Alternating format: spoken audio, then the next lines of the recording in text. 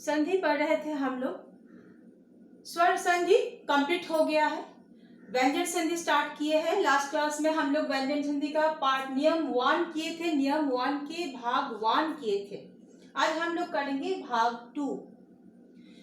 बच्चों, अगर आप कोई भी स्टेट या तो सेंट्रल लेवल का कॉम्पिटिटिव एग्जाम दे रहे हो और आपके सिलेबस में हिंदी व्याकरण है, तो ये संधि का वीडियो या तो जो भी वीडियो हम व्याकरण के ऊपर देते हैं वो आपके लिए वेरी इंपॉर्टेंट है, आप फॉलो कर सकते हैं। तो चलते हैं आज के क्लास में व्यंजन संधि। व्यंजन संधि का नियम 1 का भाग 2 हम लोग आज पढ़ेंगे। हम लोग लास्ट क्लास में क्या देखे थे? कचट तक का चा टा ता प हलंत के साथ वर्ग के प्रथम अक्षर जब आ रहा है उसके साथ जब तृतीय या तो चतुर्थ वर्ण आ रहा है या तो कोई भी य र ल व ह या तो कोई स्वर आ रहा है, तो वो अपना ही ये का चा टा ता प ये वर्ण अपना ही वर्ग के तृतीय वर्ण में परिवर्तित हो रहा था।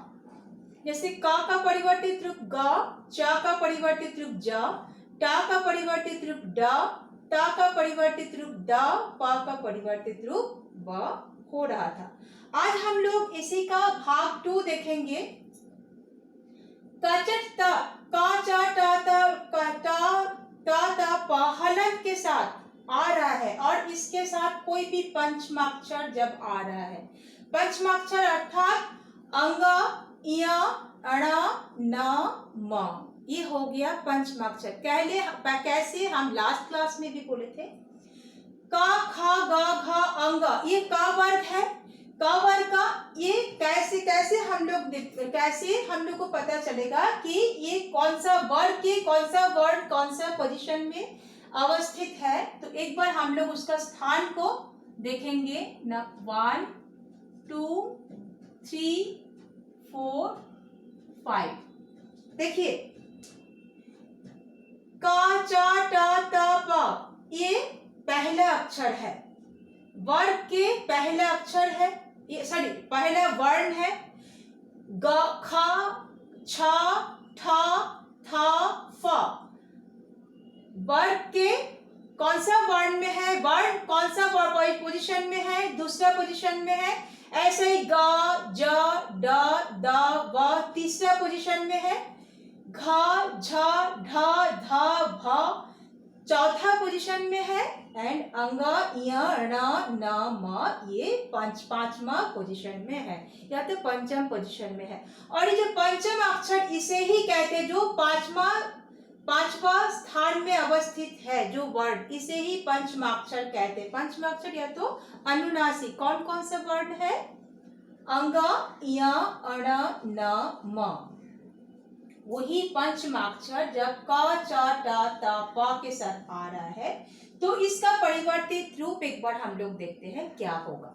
जैसे का जब पंचमाक्षर के साथ आएगा, कोई भी पंचमाक्षर इसमें से आ सकता है। और एक बात हम बताते हैं, जैसे अंगा, इया, णा, इससे हिंदी भाषा में कोई भी शब्द शुरू नहीं होती है, इसीलिए पंचमाक्षर में भी ओनली न एंड म से ही आएगा।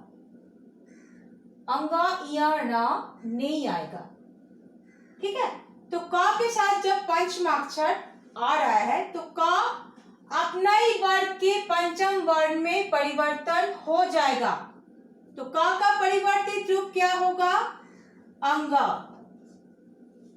एंड ये जो पंचमाक्षर है ये जैसा है ऐसा ही रह जाएगा।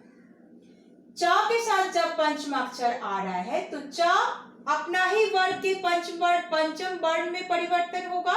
तो चा के पंचम वर्ण कौन सा है? या तो चा, अच्छा ये अंगा आधा है, ये हलन के साथ ही आएगा। चा जब पंचमाक्षर के साथ मेल हो रहा है चा का, तब चा परिवर्तित हो जाएगा या में। ऐसा ही जब टा के साथ पंचमाक्षर आ रहा है तो टा अपना वर्ग के पंचम वर्ण कौन सा है? अणा। तो अच्छा ये यहाँ आधा है, टा परिवर्तन हो जाएगा अणा में, ये भी आधा हलन के साथ। ता जब आ रहा है पंचमाक्षर के साथ तब ता अपने ही वर्ग के पंचम वर्ण ऐसे न में परिवर्तित होगा तो त का परिवर्तित रूप हो जाएगा न, ये भी आधा हलंत के साथ। एंड प जब पंचमाक्षर के साथ आ रहा है या तो मेल हो रहा है तो प अपने ही वर्ग के पंचम वर्ण म में परिवर्तित हो जाएगा। तो यहाँ हम लिखेंगे म, वो भी हलंत के साथ अर्थात आधा। और ये जो पंचमाक्षर जैसे है ऐसे ही रहेगा। हम लोग एग्जाम्पल के साथ इसे देखेंगे। फर्स्ट एग्जाम्पल देखते हैं।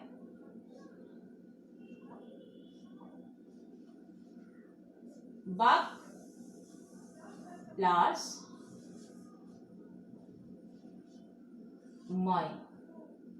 देखिए क हलंत है, क के साथ व्यंजन के साथ व्यंजन, क के साथ म मेल हो रहा है तो क का परिवर्तित रूप यहाँ क्या होगा? क जब पंचमाक्षर के साथ मेल होता है तो क का परिवर्तित रूप अंगा होता है, तो ये हो जाएगा अंगा, आधा रूप हो जाएगा, है ना। फिर प्लस, जैसा ये जो इधर का प्लस के बाद जो सब जैसा है वर्ण, जो वर्ण है वो एज इट इज वैसा ही हम लोग जो के तो वैसा ही हम लोग उतार देंगे। मय, पहला वर्ण कौन सा है? व में आ, बा प्लस अंगा में हलंत प्लस म या। अगर जोड़ेंगे तो व में आ, अंगा आधा, म या, बांगमय। बांगमय हो जाएगा बाक प्लस मय, बांगमय। बांगमय अर्थात किसे कहते हैं? संस्कृत साहित्य को कहते हैं बांगमय, या तो वेद को कहते हैं बांगमय। और एक एग्जाम्पल से हम लोग समझेंगे।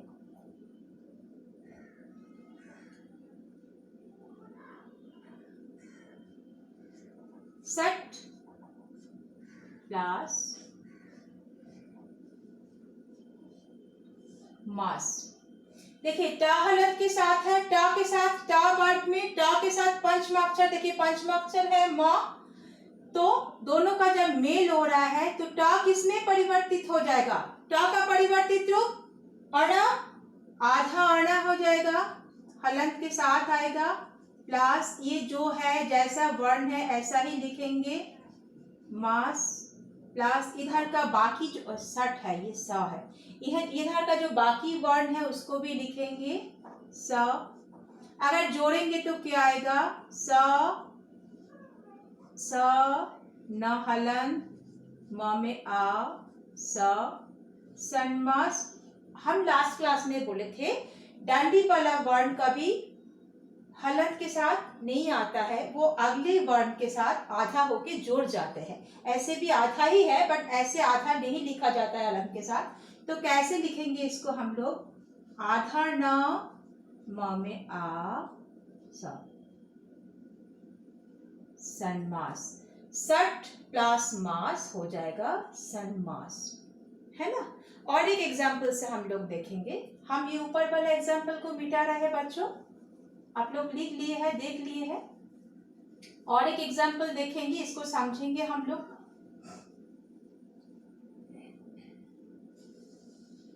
जैसे उत प्लस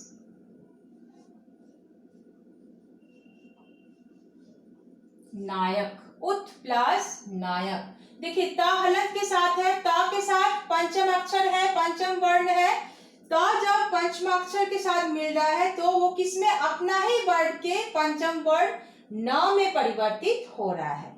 तो ये दोनों जब मेल हो रहा है, न किसमें परिवर्तन, ता किसमें परिवर्तन होगा?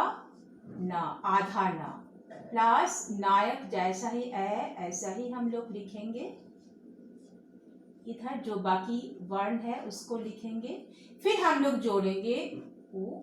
हम क्या बोले थे? डांडी वाला वर्ण कभी हलंत के साथ आधा नहीं आता है, वो अगला वर्ण के साथ जोड़ के आधा होके जोड़ जाता है।